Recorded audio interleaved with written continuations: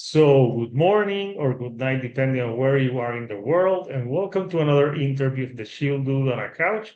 I'm your host, Hector, and tonight I'm joined by the band Nectarous. They're a blues rock band from Minnesota, and we have almost all the band here with us tonight, and we're here to talk all about the album that they released back in August and other things. So, first of all, how are you guys tonight? Great. Doing pretty well. Thank you. Awesome. So tell us, your name and what you do in the band.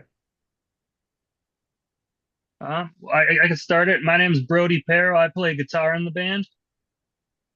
And I'm Elijah Dietenberg. I play bass. Mitchell Hosley, and I sing. Yeah. So we're only missing the drummer. Only the But drummer. yeah. So yeah, no, Fair. I listened to the album and it's very blues rock. I don't know why it kind of reminded me a little bit of like that CC Top vibes. Uh Yeah. Yeah. Totally. like you would have Totally. been influenced by them, but instead of having the long beards, you have the mustaches, except the bass who has Yep. who has the beard. So tell us a little bit, about how you guys got together. Um, well, the band started in like summer 2020, like mid-pandemic. It was me and I met the drummer Ryan, and Mitchell and I went to high school, so I hit him up early on, and we got jamming. And then Elijah came into the fold last, and we started gigging like summer 2021 once everything reopened, and we've been just having fun ever since. Nice. So the Yeah, the record was 2 years in the making, Yeah. but it's pretty bluesy, and the music video for Sugar Coat is just you're just like walking around. Who was recording that music video? we Oh, had some help with that one. We were playing a gig at the Acadia Cafe in Minneapolis and decided why not just shoot a music video. And fortunately, one of the members of another band that we were playing with, Christmas on Neptune, offered to record it for us. And so we just kind of put it together that night and to showcase a little bit about, I don't know, I guess what a night looks like when we're gigging. And it was really fun. Pretty low key. Like you guys are walking, and I'm like, that's a cool idea for a music video. So tell us a little bit, you guys obviously formed a few years ago, and but the flavor of your band, it sounds like one would say maybe like retro. I've thought of CC Top, but like growing up for you guys, like what musicians influence you guys to become musicians? oh, we got a whole wide array, I guess. Me personally, it's big into like Guns N' Roses and like Zeppelin. Lately, it's been like Cactus and Dirty Honey. Yeah, I think it's a healthy mix between kind of just, yeah, everybody's sort of amalgamations of what we've been listening to. I mean, it was always classic rock, anything from Bob Seger to, with my dad listening to like metal and sort of the more hard edge stuff. And so, just kind of combining all that stuff that we heard on the radio growing up, and because we're we're not as young as we once were, but we aren't old. But we had to rip music off the internet to listen to it on What MP3 players, exactly is and not young and not old look like? we're in a Define weird middle spot. It's we're not, you know, We're getting not married or millennials. We're something. not like, Yeah, yeah. are you Yeah, like we got old 25? old. yeah, around that age. Yeah, I think Ryan is might be 20, 23. Might be wrong on that, but yeah. yeah. Yeah, age is just a number. So yeah, so you guys here, very influenced by those bands and growing up. Uh, so you guys decided, you decided to be a band. So what was your first gig as a band? I think it was this little coffee shop, Cadence Records. I could be wrong on that. I know we talked about that before, but Yeah, that's right. Yeah, yeah, Cadence Records in St. Paul, Minnesota. first place. And I think that show was kind of, we maybe had a couple of originals that we had been worked out at that point. But then I think it was kind of just mostly covers just to kind of get a feel for how it was live, and just playing with each other in front of an audience. And it was very well received. I mean, at that point, you know, you have no following, you're just starting. But friends and family came out and it was good vibes all around. And so I think that kind of really drove some enthusiasm into us to keep playing. Yeah, you know, we lured them in with like the Zeppelin and like Aerosmith and Cream covers, and then they Yeah. were Yeah, do you have a favorite song that you like to that you like to cover back in the early days of you guys playing? Dazed and Confused, probably, I guess. I don't know. yeah, we haven't played that in a Uncle while. Salty, Aerosmith. That one's fun. Mainly, it's "Good Times, Bad Times" by Led Zeppelin. Like it's Yeah. a short 3 minute song we can throw on the end as kind of like an encore. Mhm. Yeah, no, those are cool songs. Uh, so let's talk a little bit more about, you know, your band and the music that you guys are playing right now. So yeah, the album is called Nectarous. You know, it's a self-titled. It's 11 songs, and it's got, you know, a wide range of like styles. But there's some cool tracks. To me, tracks that really stood out. I love Tom's Show Wag, Whiskey Hustling Woman. And you even have like an 8-minute instrumental with Bronte's Bolero, which was like, wow, like you Epic guys drum were, solo time. yeah, the drum. So yeah, but the drummer's not here to talk about the solo, but Yeah, exactly. interesting stuff. So, so when did you guys record this? Like, since it was like, were you in a room together jamming, or did you like do it from afar? How was the process of recording this record? Yeah, we recorded all together various sessions over, yeah, like a 2 year kind of period as we wrote some of the songs and finished them. But yeah, it was mostly recorded together, and then, you know, we would just replace stuff as needed. So we'd start with a live recording as much as we could, and then, you know, replace things afterwards, mostly vocals and guitars. But yeah. Yeah, we'll work on stuff one off, but we've never, I don't think, sent anything, you know, recorded it in one place and sent it to Eli. Eli handles Yeah. all of our mixing and mastering. He's the magician behind the curtains. And so we've always tried to, yeah, play live if we could together in a room, the old way, just to, you know, get a feel for each other's energy and kind of make it sound a little bit more in unison, at least to start. And then, yeah, like Eli said, just adding more and the sweet touches. Cool. So what about the lyrics on the record and the themes? Mitchell, do you write all the lyrics, or is it a group effort? Yeah, it's kind of I mean, on the album, it's a mix of everybody and their input. You know, there's certain instances where, you know, Brody will come to us with riff lyrics, kind of whole thing all wrapped up, and we'll tweak it from there, but it's mostly there. There's been, you know, songs like Not Yet. I wrote the lyrics and melody for that. And Yeah, you know, Eli's got that was interesting. That one, like Not Yet. It was it. Is it like Not Yet Woman or something? He said something like in a car, like Not Yet. So I was wondering about that. Yes, it's pretty. There's a little bit of tongue in cheek in some of your songs.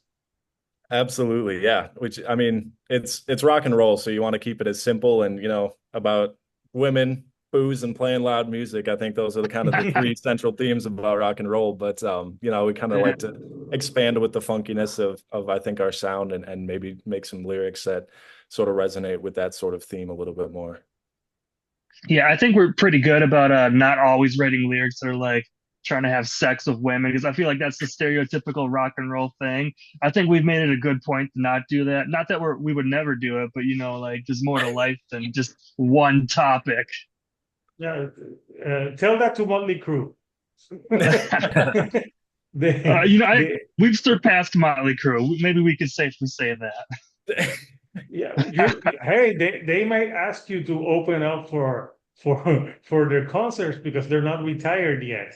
Yeah, That's good. We'll open for them, but you know, we'll tell them how it is. Yeah, yeah. I Yeah, if wouldn't you're pay watching to Nikki see. Six, I wouldn't pay to see Motley Crue now, but yeah. So yeah, the album has those vibes. Even the album artwork, it has like I got a lot of CC Top vibes because of the album artwork, which I'm gonna show. Uh, which is a cool artwork. It's pretty. It's to the point. It's got the. Oh my God. Let me. I'm sharing. I'm like I can't see it. Okay, so here we have the artwork. So tell us a little bit of first of all, who did the artwork and what you were trying to convey with the artwork. Oh, this was done by an artist named Madeline Cooter, who was a friend of ours, and I think she lives out in the New England area. Mitchell introduced us to her a while back, and we told her to do kind of like an American traditional sort of artwork, like like tattoo styles and whatnot, and then us as skeletons. Yeah, she did a bunch of single artwork for us kind of leading up to this, and yeah, we just really liked her style, um and it was based on a photo, so that like the foreground is like a photo of us at a show, and then she kind of took that and traced it and then did the skull faces. So yeah, turned out really cool. And I can tell who you are because you have the beard. Yeah. The only one with the beard. The beard will live on. Yeah. It Yeah, would it's be kind funny if you had a of yeah, mustache and everyone with mustaches. Yeah. one day. Yeah. Maybe you can all dress like Tom Selleck for Halloween. There we go. That's the way to do it. That's what I think every time I put on a Hawaiian shirt. I just got to try to be like Tom. Yeah, is there someone who rocked the mustache was Tom Selleck. Only he could do it. So yeah, so the artwork, it's pretty like you have that old school, like traditional tattoo type of thing. Pretty simple. So, but it's a pretty cool artwork. Like what's the back of the album in the back? Do you have like more of that, like the back of you guys or no?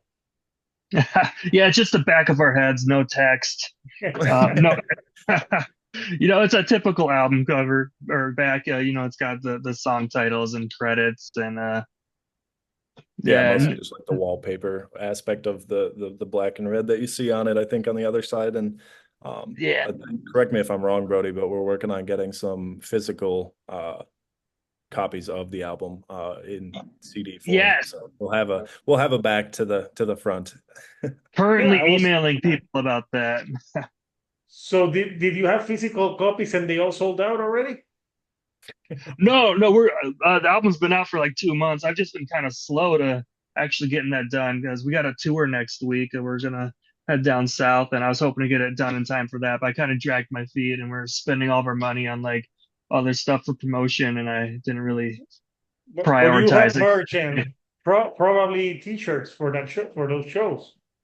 Yeah, a little bit. And we released an EP like 2 years ago called Wine and Spirits, and we still have physical Mhm. copies of that. Yeah, I saw it in the Bandcamp that you have that in your Bandcamp page that you have that so people can have that one. So tell us Yeah. a little bit about this upcoming tour that you guys are going on. Oh, it's like I think we're hitting up like 5 cities in like 10 days. We're gonna drive down to like Nashville, Memphis, New Orleans, Houston, Tulsa, and then head back up north.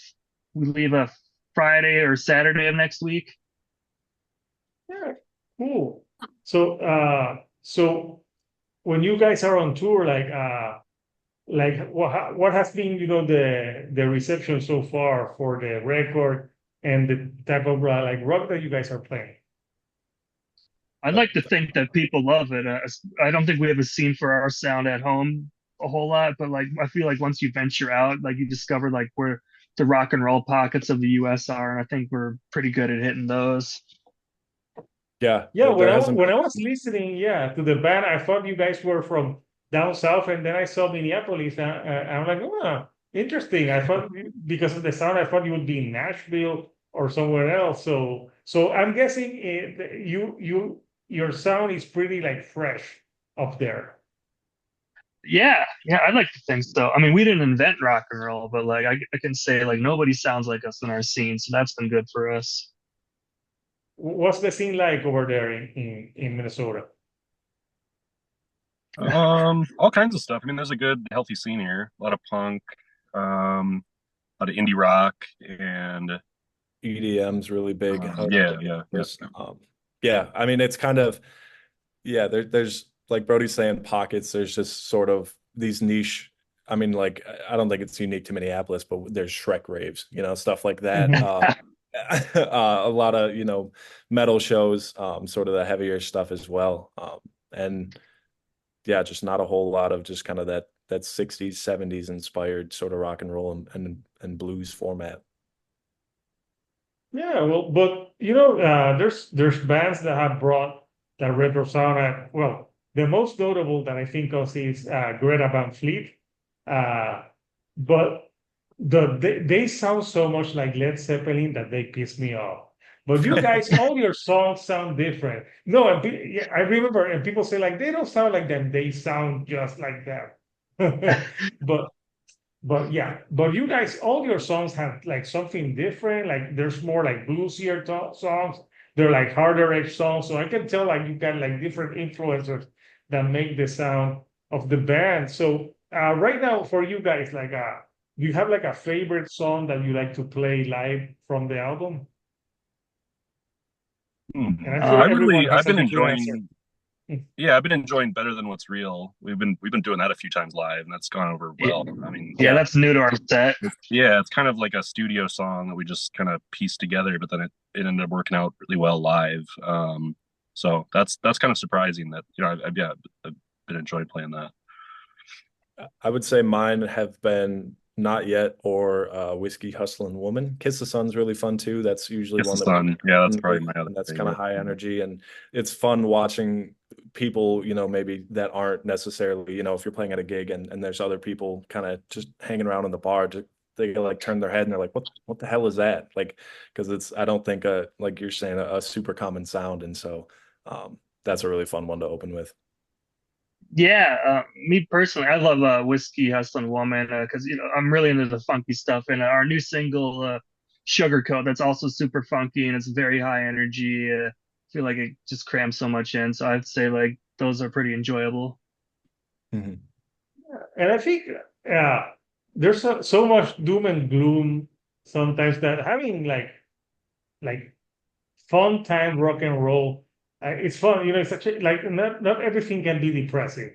You need fun stuff. It's the type of like music that gets people like happy. And I'm sure this type of music I can share with maybe my parents, and they'll think, oh yeah, that sounds cool. And they'll be like, yeah, I can dig this because sometimes they're like, oh, everything that you listen to is like it's too noisy and stuff. So are you guys are you already working on newer stuff, or are you taking it easy promoting this record? We're kind of taking it easy. We're starting to write some stuff here and there, but yeah. Mhm. Um, Yeah, yeah, we're always writing. It's right now. It's I think we for sure have like one finished song that like we didn't put on the album. Other than that, it's like a whole buttload of half completed ideas, all these demos at various stages. Yeah. And from the album, which do you think is there a song that you think that you would never play live? That is the type of song that is like, yeah, I don't think like, will the Bolero one? Will you play that one Yeah, I live? was gonna, yeah, I was, Yeah. was gonna say definitely Bronto's Bolero. Sorry, Ryan. I love it though. I mean, But you we could could do play it. it. That could be the moment where he can play. You all you guys can go to the bathroom Yep. or get something to drink and just have him because and it's interesting that you have that almost at the end of the record. Uh and then I'm like, oh, there's another song after this, and it's like a long track at 8 minutes. Did you think about putting that like as the ending of the record, or because after that you have Cup of Tea, which is also a long track. You finished the album with two long tracks. yeah. Yeah, I personally kind of feel like you start off an album with like a banger with it's got to be like high energy, not necessarily long songs, and then like you start, it's like you structure it with like the more energetic, maybe kind of like party songs in a way, the fun songs, and then like halfway through you kind of like transition into like softer songs, maybe ballads, the more creative and progressive rock stuff. And then you got to have like a finale on the end. So that's kind of the structure there, which it's kind of where like Bronte's Bolero ended up like 3/4 of the way through because it was a bit more experimental out of the ordinary. So like you hook people in first, and then you get the weird stuff on the end if they're still listening. So what can we expect from you guys in the future? Are you going to keep experimenting with the sound? Because there's some experimentation, like on the last tracks on the record, where you get like even like a little bit of progressive with that song being like longer. Maybe the drummer was channeling some old Rush. Yeah, Oh. I definitely bring the progressive element too. That's my favorite Yeah, genre that's of all time. Eli's bread and butter is the prog stuff, which is awesome. Gentle Giant, yes, Rush, Genesis, Kansas, all that stuff. Well, I think it's good when everyone in the band has like different influences. Because if everyone likes the same thing, then I think every song would sound the same. But since everyone has something different, maybe you're like, hey, maybe we could have this track do something different and still sound like Nectarous. Because if everyone liked the same stuff, it would be boring. So it's good because I'm talking to all of you guys. It seems like everyone has like some different type of like things that they like. Is there like anything that you say like would be like a guilty pleasure that you're like and you're like, yeah, people wouldn't believe that I like this. I've been getting into jazz. I know that's probably maybe a controversial one, but I've been listening to a lot of smooth jazz while I work during the day. Only jazz because of blues.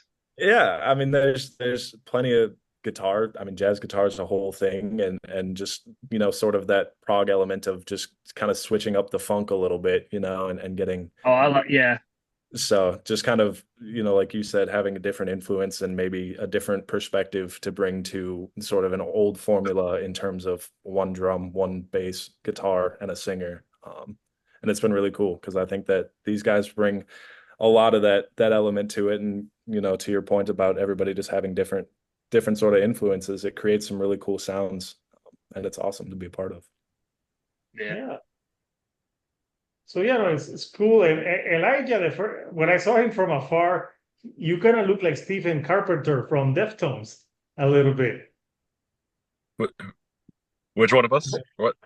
You, Elijah, you kind of look like Stephen Carpenter, but hopefully you don't think the Earth is flat.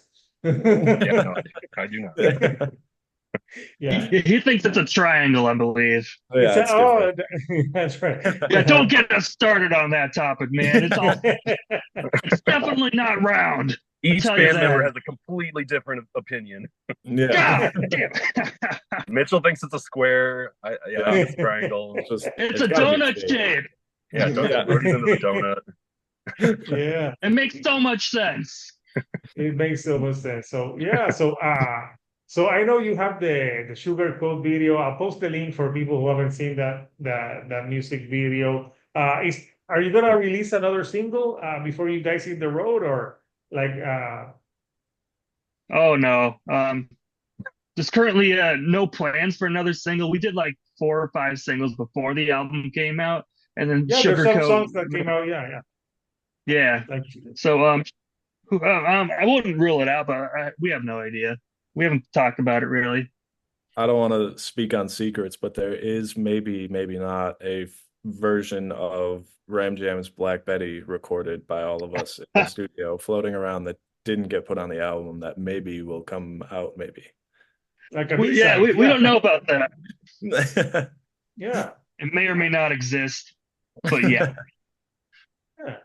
Awesome. So yeah, no, it's a fun music. You guys are gonna be hitting the road soon. Before I let you guys go, like when you go on the road, like what is what is something essential that you need when you're gonna hit the road? Lube. Just kidding. Well, I'm it's glad not you didn't essential. say, we don't use it. I'm glad you didn't say baby oil. Baby oil? Yeah, no, I heard like Diddy hoarded all that, so there's a bit of a shortage. So we're just going and there's a shortage on baby oil. I don't know. Maybe someone else can start talking. I got nothing but bad things to say. For me, it's caffeine. For a sane person answer, caffeine. And I'm gonna say Same Eli person. is Yes, just the band Yes is an essential for a road trip. We've always rode in the car together. Yeah. And we're Some always kind listening of to playlist, the just having entire something to pass the discography. time. Yeah. Yeah. A good neck pillow is pretty essential, I feel like. Yeah. I don't know. Yeah. Brody, So weigh in on something legit. What do you need? Something legit. I don't know. You got to bring snacks with you. I'll probably have like a bag of Dots pretzels I'll be dipping into as I'm driving, and my water bottle. Got to stay I was gonna say, hydrated. yeah, he has a water bottle that I don't think has ever left his side in Yeah. my entirety that I've known him. Yeah, I don't drink water ever, never once in my life, but it gives me credibility and people think I'm in shape because I carry it around. So it just makes me look cool. yeah, that's a good point. Like you carry it around and people will think like, oh, he's so healthy. Yeah, I want to be like him. He carries around his water. So yeah, I'm gonna post the link for people who want to follow the band. So before I let you guys go, anything you like to say to the people? Hey, people, we love you. Thank you for listening. Our Sugarcoat's been getting crazy amounts of listens and views, and like I think people really like it, and just continue to share it, and keep on loving us. Retweet. Yeah, Retweet. yeah. Yeah, awesome, guys. So I want to, thank you for taking some time of your night to chat with me here from Minneapolis to Puerto Rico. So yeah, Nectarous, really fun, bluesy rock band. If you like blues, if you like rock, uh, yeah, just give them a listen. So until next time, couchers, this is Hector, the shield dude on a couch, and I'll see you all right here on the couch. Thank you and goodbye.